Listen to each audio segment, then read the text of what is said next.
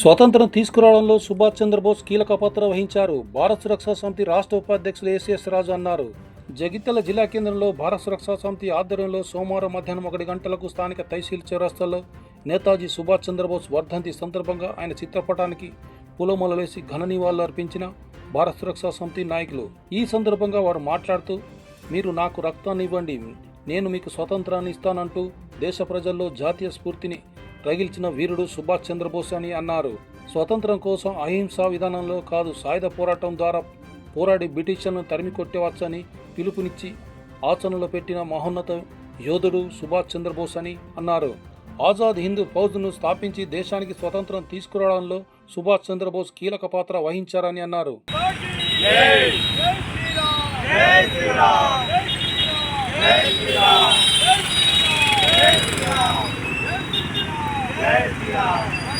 సుభాష్ చంద్రబోస్ భారత స్వాతంత్ర సమర యోధులలో ఒక ప్రముఖమైనటువంటి వ్యక్తి. ఈయన 1939లో పట్టిన గాంధీ జీవితో విభేదించి ఒక ఫార్వర్డ్ బ్లాక్ అనేటువంటి ఒక రాజకీయ పార్టీని స్థాపించినటువంటి వ్యక్తి. భారతీయులలో పడ్డ ఒక గొప్ప ధైర్యాన్ని, ఆత్మస్థైర్యాన్ని, శౌర్యాన్ని, దేశభక్తిని చూపించినటువంటి ఒక గొప్ప యోధుడు సుభాష్ చంద్రబోస్.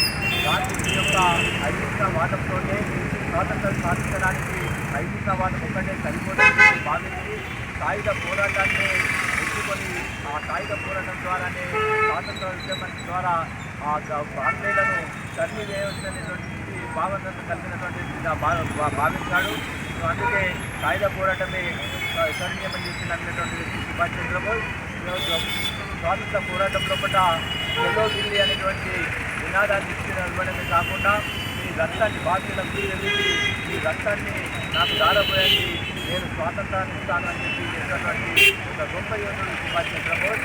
ఆయన ఒకసారి ఇట్లాన్ని కలవడానికి జర్మనీ ప్రశాంత్ ఇట్లాన్ని కలవడానికి వెళ్ళినప్పుడు ఒక వ్యక్తిని ఇట్లను కొన్నటువంటి ఒక వ్యక్తిని తీసుకున్నప్పుడు వెళ్ళి ఈ నాయకుడికి పిలవని చెప్పి చెప్పాడట.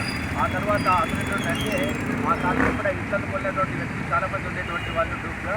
సో ఇద్దరు వచ్చి పిల్లల మీద క్రియేట్ నన్ను ఎలా గుర్తుపెట్టామంటే నా సుభాష్ చంద్రబోస్ మీద ధైర్యము ఎవరికి ఉండదని చెప్పి చెప్పినటువంటి ఒక గొప్ప ధైర్యశాలి సుభాష్ చంద్రబోస్. చంద్రబోస్ అనేటువంటి వ్యక్తి ఒక అంతర్గత నానుడు ఏంటంటే, మీరు ఎందుకు స్వాతంత్రం తీసుకోవాలని చెప్పి బ్రిటిష్ వాళ్ళని అడిగినప్పుడు మేము సుభాష్ చంద్రబోస్ యొక్క సైన్యానికి భయపడి, ఆయనకు భయపడే మేము ఆయన యొక్క సాయుధ పోరాటం భయపడి మేము స్వాతంత్రాన్ని తీసుకోయామని చెప్పి అది చెప్పడం జరిగినటువంటి ఒక నానుడు. సో అలాంటి స్వాతంత్ర సమయోధుల యొక్క త్యాగాల వల్లనే మనం ఈరోజు దేశ స్వాతంత్రాన్ని అనుభవించగలుగుతున్నాం. కాబట్టి అలాంటి స్వాతంత్ర సమయోధుల యొక్క చరిత్రను విద్యార్థులు ఉన్నటువంటి యువతరం వాళ్ళ యొక్క చరిత్రను తెలుసుకొని ఇలాంటి దేశవర్తని కార్యక్రమాల ద్వారా వాళ్ళను ఎంతైనా స్మరించుకోవాల్సినటువంటి అవసరం ఉందని సుభాష్ చంద్రబోస్ గారి యొక్క వర్ధంతి కార్యక్రమాన్ని మేము నిర్వహించడం జరిగింది. సుభాష్ చంద్రబోస్ గారు గొప్ప దేశభక్తుడు, హిందూ ఐకమత్యంతో ఉండాలని ఆ రోజు బ్రిటిష్ వాళ్ళను గడగడలాడించినటువంటి వ్యక్తి. మరి చిన్న వయసులోనే నరనరాన స్వాతంత్రం నా జన్మ హక్కుని కూడా చెప్పినటువంటి ఒక వ్యక్తి.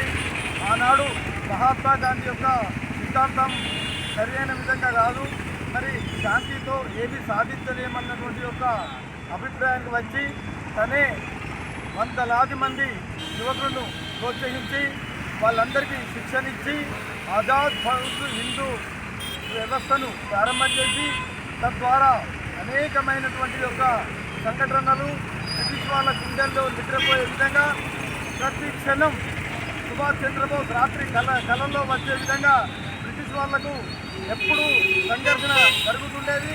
తద్వారా ఆయన స్థాపించినటువంటి యొక్క వ్యవస్థలో కొన్ని వేలాది మంది యువకులను మరి ధైర్యంలో చేర్పించి వాళ్లకు యుద్ధంలో అన్ని మెరుగులు నేర్పించి తెల్లవాళ్ళ యొక్క గుండెల్లో తిరుగుబాటు చేసి స్వాతంత్రమే నా జన్మ హక్కని తెలియజేసినటువంటి ఒక మహనీయుడు. మరి అటువంటి యొక్క దేశభక్తుల యొక్క చరిత్రను పాఠ్యాంశాలలో కూడా